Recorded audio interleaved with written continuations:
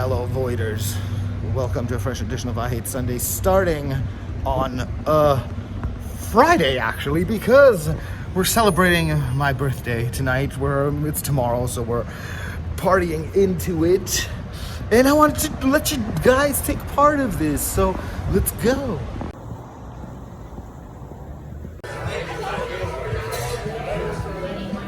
This is basically the best pasta in Toronto so far. Like, even the fanciest of places don't make pasta this good. It's homemade, and you can really taste the freshness here. So, like, if you're here, I totally recommend this place for pasta.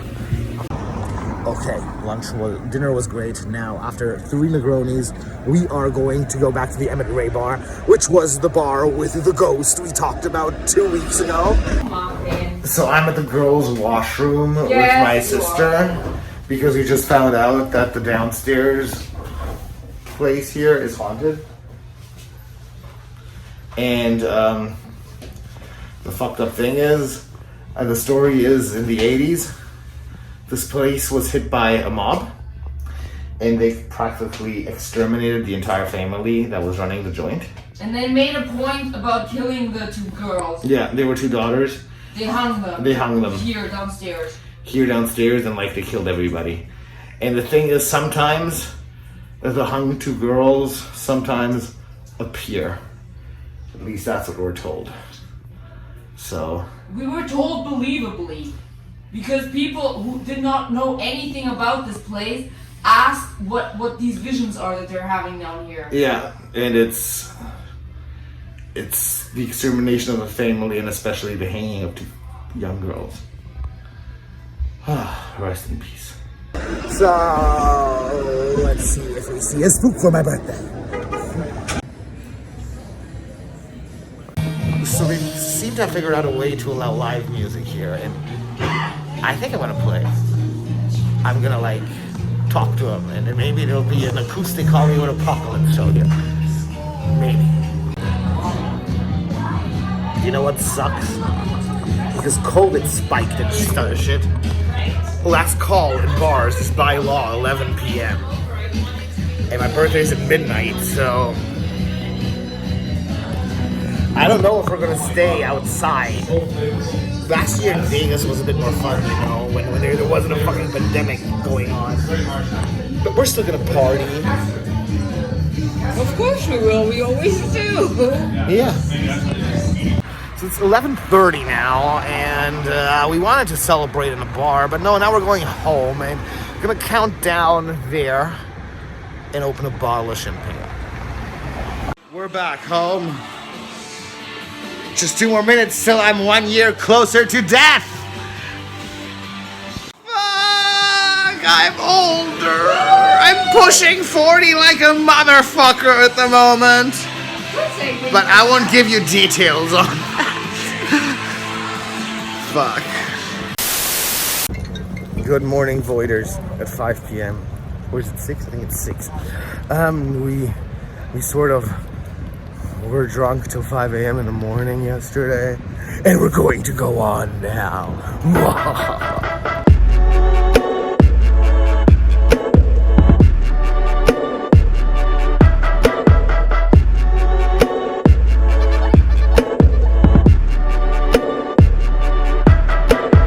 Did my invitations disappear? What I put my heart on every cursive letter? Tell me why the hell no one is here. Tell me what to do to make it all feel better.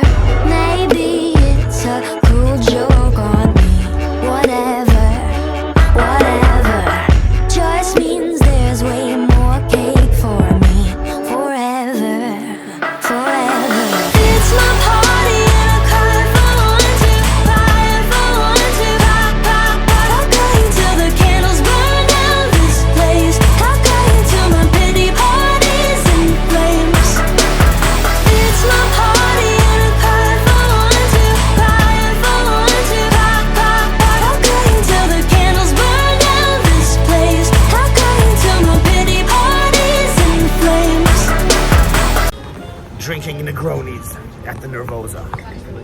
This is a Spangulia Negroni, which is one where they, instead of putting gin in, they put Prosecco. It's interesting, but I like a normal Negroni more. Here we are drinking Negroni number 2. I wonder how many Negronis it will be tonight. This is my birthday meal. Some seared tuna. And what's the rest of it? I'll figure it out. And this is Negroni number 3. Look how pretty this lobby is. So fancy. This is Negroni number 4.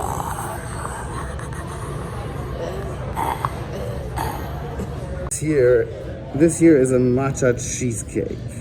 Nice. Is our last stop.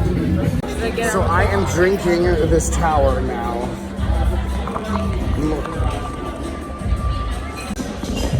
This tastes so wacky. It's like I haven't tasted anything like it. It's sour, it's sweet, it's fruity. A lot of stuff going on, especially when you have to like make it like this. It's 11:45 and they have turned on all these lights because of this new rule that last call is at 11 and all places have to close at midnight. Like, I mean, what the fuck? Does the coronavirus come out at midnight? Does it like sneak out and go?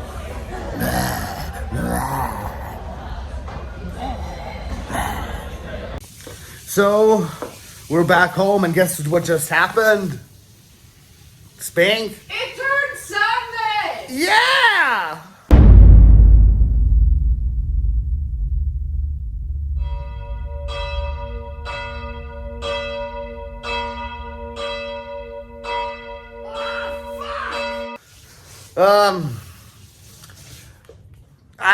This was a fun day.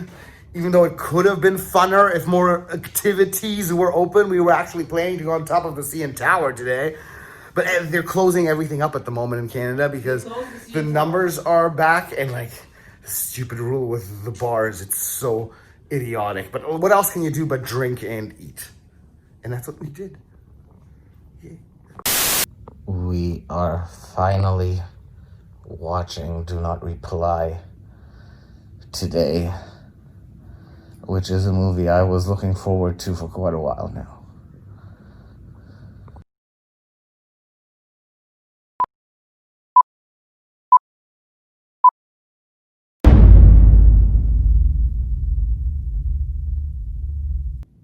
Wake up! Wake up! What's up, Carlos? Your name is now Sadie. You are Sadie now.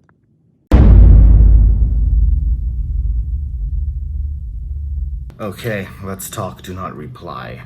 Do Not Reply was directed and written by Daniel Waltzos and Walter Waltzos, two brothers. And it stars Jackson Rathbone and Amanda Arcuri in the lead. Everybody pretty new to this game here. I had fun with this, actually. The movie follows Chelsea, a troubled teen, going through all the normal issues every teen goes through, like boy trouble, crisis with her parents, school trouble, and all that kind of shit. And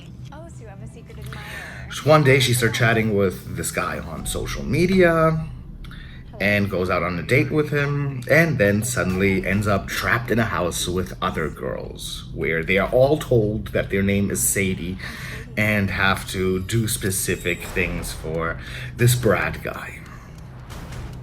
And this is pretty much straight up what the movie tells you it is. Like, the package of this is exactly what you're going to get. It's the social. I was expecting the social media aspect of the film to take a bit more over, but instead we actually have more of an abduction kind of movie than anything else, really. The social media aspect sort of just kind of falls in the shadows.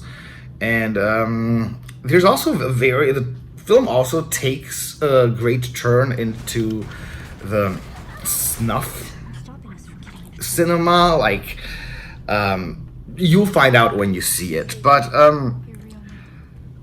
I generally really like the cinematography here because it constantly blends in between like this gritty, dark abduction snuff film look and this totally quirky, colorful baby doll pastel rooms, and it's generally does that very well. The acting is also like nothing super remarkable, but everybody does a good job in what they set out to do.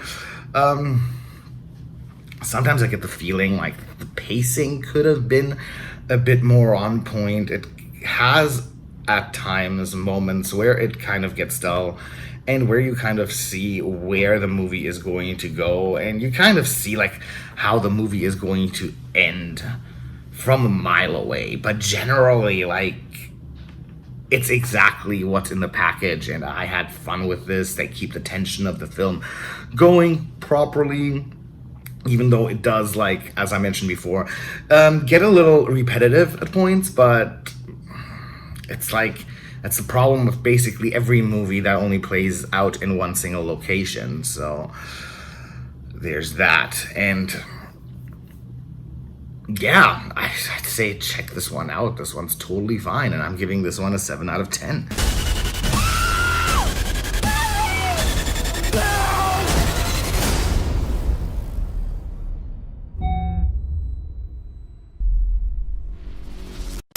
Welcome to Princess Ivan's fine literally hour.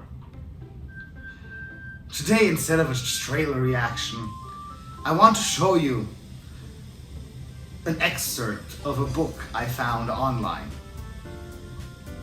I first thought this was a joke, but then I checked it out on Amazon, and you can actually read the first 2 pages. And I am not going to be cruel and withhold this information from you, fellow voiders. Let us read into Kissing the Coronavirus by M.J. Edwards. She was supposed to cure the coronavirus, but instead she fell in love with it.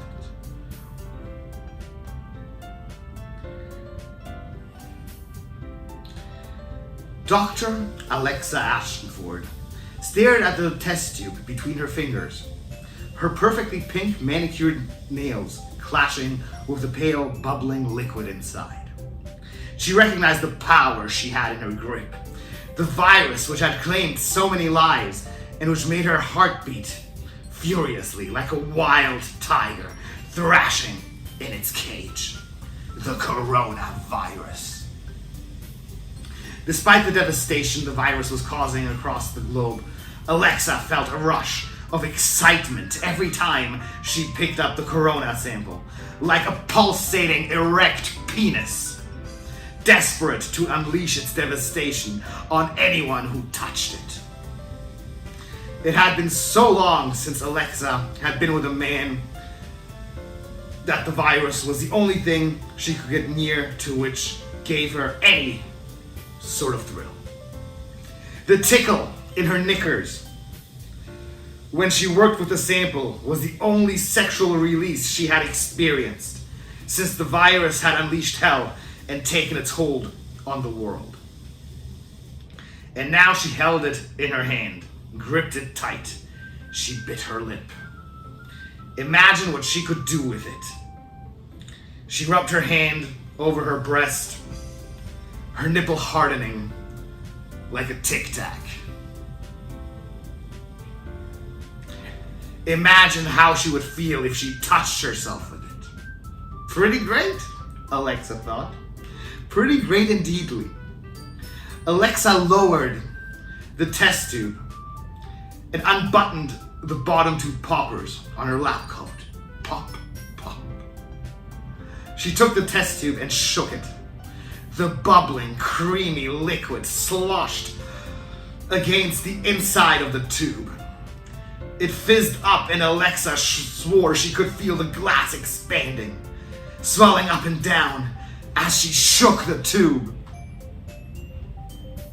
A shock of electricity coursed through her veins, eventually stopping as it reached her vagina.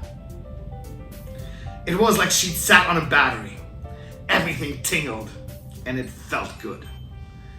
But Alexa knew it could feel better. Much better. Alexa pulled down her lap pants and pulled her panties to the side, her pussy so wet that the lace glided across her skin like a fat man on a water slide. Oh, I can't believe I didn't laugh through the whole thing. Yes, that was the first installment of a fine literary minute with Princess Ivan. Ta-ta! So guys, I think we've reached the end of a fresh edition of I Hate Sundays. It's rainy here. Things haven't generally been that great recently. We sort of moved from phase 3 back to phase 2 here in Canada. Like all the bars without a patio and all the restaurants without a patio are closed. It's not just that the bars aren't allowed to be open till after 11. No, now it's like things are completely shutting down again. And there I thought things were finally getting better, but they're just getting worse. So I'm thinking we will be moving to Germany again next week. I don't know how shit's gonna look like. Like, the question when we're gonna be in LA is really in the stars. Because we got, like, this pandemic hailing on, the borders are still closed, things are not looking better at all.